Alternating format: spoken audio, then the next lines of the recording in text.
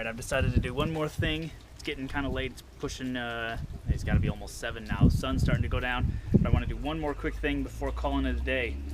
I want to install the hybrid heat. It is a kit that allows you to modify your water heater to run off just electric and not propane.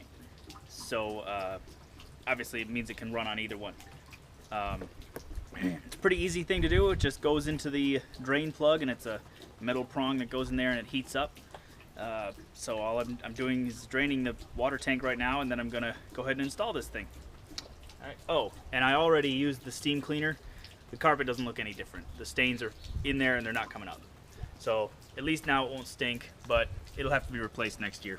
So anyway, okay, so I'll show you how this thing works. All right, as you can see, this thing comes with everything you need. This is the metal prong that goes inside the water tank, and this heats up, and that's what heats your water. Now this is the thermostat. This will be attached to the outside of the tank. Obviously it'll be inside, but the outside of the actual tank itself. And then it's got a thermostat here. You just set it to whatever you want by turning this little thing with a screwdriver, anywhere from 90 to 150, but you want it at around 125. That's a safe temperature. And this basically just uses an adhesive. It sticks right to it. It comes with everything you need. It comes with all the fittings to fit whatever water tank you have. This is a switch, an on-off switch, if you decide to do that, if you want to hardwire it and install the switch. And then this is all the wiring you need to connect it all up. Various extensions. I think that's some kind of an extension. And then there's this. If you want to, you can just plug it into an outlet. If you got an outlet handy, plug it in there, and it just all connects together really quick and easy. Ultimately, what I'm going to do is hardwire it. Unfortunately, I just don't have the time right now. I'm going to hardwire it eventually with a nice switch. You just hit the switch and it turns on. For now, what I'm going to do is I'm going to hook it up to have this plug, and when I need hot water and I'm plugged into electricity, I'll just plug this into the outlet that's nearby, and then when I'm done, I'll just unplug it. So and that'll get me through my vacation in September, and then I'll do it right. When I have more time, when I'm not so crunched for time, I'll do it right. So first thing I'm going to do is install this in the water heater.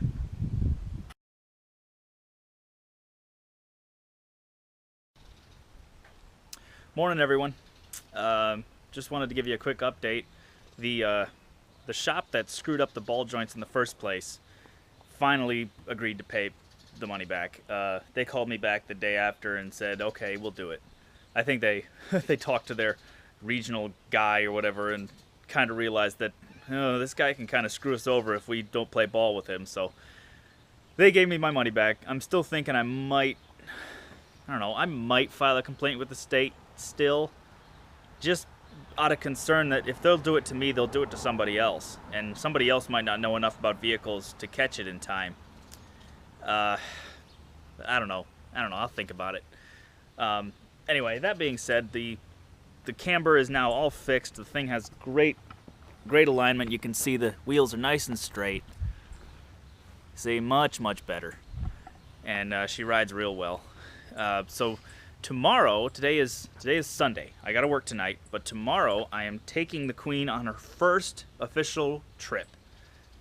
We are going up north to just south of Houghton Lake. There's a small private lake called Trout Lake, where my family has a cabin. We've had that cabin since my dad was a kid. And my grandma lives up there in the summertime, and right now there are some cousins and my aunt and uncle visiting from Pensacola. So I'm gonna go up there and spend the night and take the Queen up there, and I'll just sleep inside, and it'll be great. So that's the plan. But there are a couple of things that I have to do today before I go to work in order to be able to take her.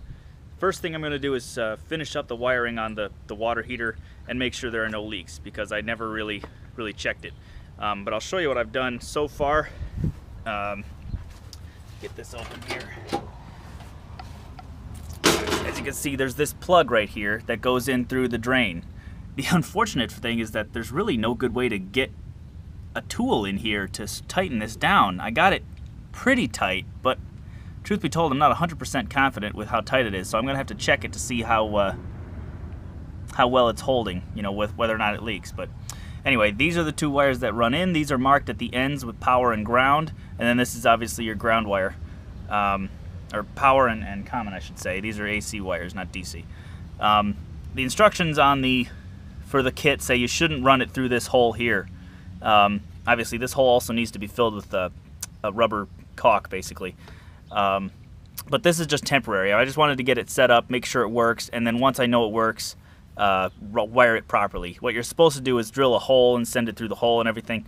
But this will work for now. So I'll just close that back up. And we'll go inside and I'll show you the wiring on the inside. Okay, the lighting under here kind of sucks, but basically these are the wires that I just showed you coming in. You got black and white, and then the green, which is the ground. And then we got to run these wires. So basically, let's see if I can get in and out of here. This here's your thermostat. You're supposed to cut the insulation off and adhere this to the outside of the tank itself, and it senses the heat that way. And then you got the wiring. You got the schematic for the wiring right here. It's very simple. These are the wires on the outside that I showed you, and they come in, and this one goes to an outlet of some kind, which is, I don't have it handy, it's under there. And then this is a switch, and then that's the thermostat. So you basically just wire it up the way that they show you. Everything's already got plugs on it, and it should just quick connect and everything's good to go. The problem that I'm having is that there's no outlet nearby to plug this thing in. And so I'm going to have to eventually run wiring properly in order to connect it. I might end up cutting the plug off and hard wiring it in. I haven't decided that yet. So what I'm going to do now is basically I'm just going to connect all these connections. I'm going to leave it all unplugged, and I'm not going to use it. I'm just going to put it all together so that when I get back from my trip, I can then take a few hours and wire it properly. So that's what I'm going to do now. I'll show you I'll show you what it looks like when I'm done, and then when I'm actually wiring it properly, I'll show you that in more detail. All right, as you can see, it's very difficult to work under here, but I'm going to show you how the wiring works. Oh boy. Okay. You got the thermostat up there. It's basically just got a piece of adhesive that sticks to it. You have to cut through the insulation and everything to put it on there. Now the instructions recommend you put it on the side of the tank because the side is flatter, but it's very difficult to work under here. And getting to the top of it was the easiest thing to do. Working on the sides, as you can see, is quite difficult. So anyway, you got the wiring there that comes down, wiring from the outside that comes in, and it all connects in this spaghetti of wiring right here that is all described in the instructions. But basically from there it goes in two wires. Oh boy. One of these wires goes to a switch, simple on-off switch that you can install somewhere. You know, you can cut a small hole and put the switch right there. And then the other one goes to a plug. Now you can cut this plug off and wire it if you're good with wiring, or you can just plug it in. Now, like I said before, there's no outlet close enough right now for me to plug this thing in, so I might use an extension cord for now just to make it work, and then do it right later. I gotta secure the wires. I gotta zip tie them together, keep them away from the hot surfaces as best I can. Things like that. You know, those are little things that you really should do. If you're not comfortable with wiring and working on stuff yourself, this might not be something you want to do on your own. You might want to go to an RV dealership and let them do it. I'm pretty confident in my ability, so I think I'm all set. But I don't think I'm going to hook anything else up right now. I think I'm just going to leave it lie here and do it right later when I have more time. It's still hot, but things are starting to cool off. You know, like I said before, we had 90-degree days consistently so far this summer, which is very unusual for Michigan. Normally it's mid 70s or so, high 70s, and have it be in the 90s consistently with very little rain is really taking its toll. So it's finally cooling off. It's cool enough in the evenings where I think I'll be able to sleep in here very comfortably without the air conditioning. And anyway, that's neither here nor there. So I'm going to finish this up, and then I'm going to move on to the next thing, which is putting the cover over the hole where the generator goes. I don't want to drive all the way up there with that thing wide open. So I'm going to cover it back up, and then, you know, when I finally fix the generator, I can put it all back together properly. So that'll be the next thing. All right, I'm putting the cover back on the generator. I had to go to the hardware store and get new screws because the old ones are kind of rusted and not really holding anymore. And last thing I want is this thing flying off at 70 miles an hour. I went to the local hardware store because they let you buy, individual screws and bolts, which is nice. You don't see that much anymore. There's the guy that helped me. I don't know his name or what his condition is, but basically, doggone it, his entire left side is, I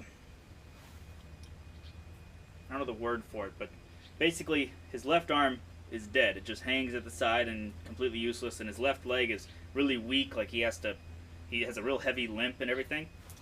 And he's been working there for years, and he does a really good job. He knows where everything is, and he helps you out, and I just have a lot of respect for him, because despite his significant disability, he refuses to stop working, and he supports himself. And he could easily sit at home and live off the taxpayers, but he doesn't do that.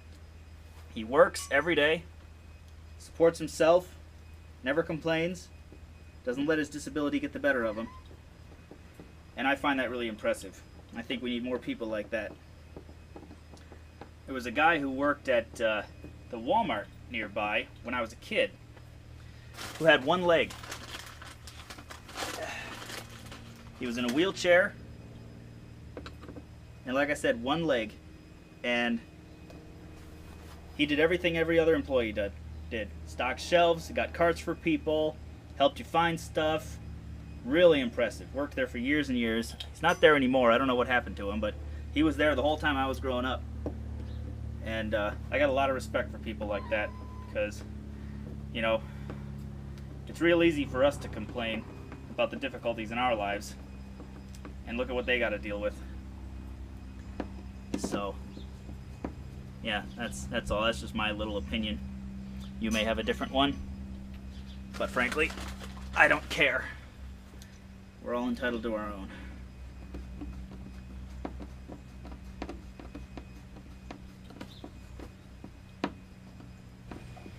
Alright, cover's back on. Nice shiny new screws. Okay, and the next thing is... What is the next thing?